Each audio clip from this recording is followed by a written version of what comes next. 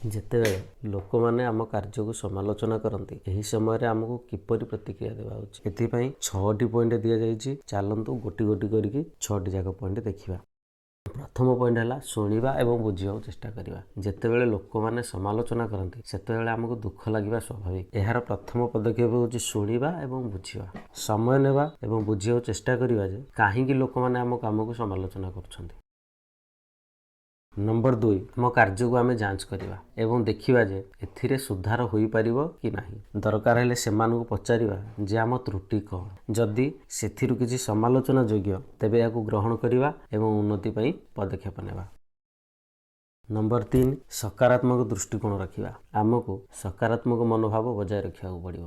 ଆମକୁ ଏହା ଜାଣିବାକୁ ପଡ଼ିବ ଯେ ସମସ୍ତେ ସବୁକିଛି ପସନ୍ଦ କରିବେନି ଏବଂ ଏପରି କିଛି ଲୋକ ମଧ୍ୟ ଅଛନ୍ତି ଯେଉଁମାନେ ଆମର କଠିନ ପରିଶ୍ରମକୁ ବହୁତ ପ୍ରଶଂସା କରିବେ।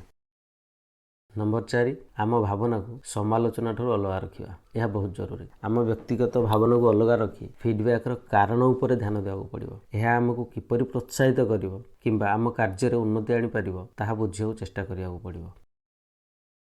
ନମ୍ବର 5, ସକାରାତ୍ମକ ଭାବରେ ଉତ୍ତର ଦେବା। ସମାଲୋଚନା ସାଧାରଣତଃ ମାନବ ପ୍ରକୃତି, କିନ୍ତୁ ଆମେ କିପରି ପ୍ରତିକ୍ରିୟା କରିବା ତାହା ଆମ ଉପରେ ନିର୍ଭର କରେ। ଯଦି କାର୍ଯ୍ୟରେ କିଛି ସମାଲୋଚନା ଯୋଗ୍ୟ ଥିଲା ତେବେ ଲୋକଙ୍କୁ ସମାଲୋଚନା ପାଇଁ ଧନ୍ୟବାଦ ଦେବା କଥା ଏବଂ ଏଥିପାଇଁ ଆମେ କ'ଣ ପଦକ୍ଷେପ ନେଉଛୁ ତାହା ବ୍ୟାଖ୍ୟା କରିବା। ନମ୍ବର 6, ଶିଖିବା ଏବଂ ନିଜକୁ ଉନ୍ନତ କରିବା। ସମାଲୋଚନା ଦ୍ୱାରା ନିରାଶ ହେବା ସ୍ୱାଭାବିକ, କିନ୍ତୁ ଆମ କାର୍ଯ୍ୟ ପ୍ରତି ବିଶ୍ୱସ୍ତ ରହିବା ମଧ୍ୟ ଜରୁରୀ। ସମାଲୋଚନା ଆମ ଉନ୍ନତି ପାଇଁ ଏକ ସୁଯୋଗ ହୋଇପାରେ। ଯଦି ଏଥିରେ କିଛି ଉନ୍ନତି ହେବା ଆବଶ୍ୟକ ତେବେ ଏହାକୁ ଗ୍ରହଣ କରିବା ଏବଂ ଏଥିରେ ଉନ୍ନତି ଆଣିବା। ଏହି ପ୍ରତ୍ୟେକ ଅନୁଭୂତିରୁ ଶିଖିବା ଏବଂ ନିଜକୁ ଆହୁରି ଉନ୍ନତ କରିବାକୁ ଚେଷ୍ଟା କରିବା।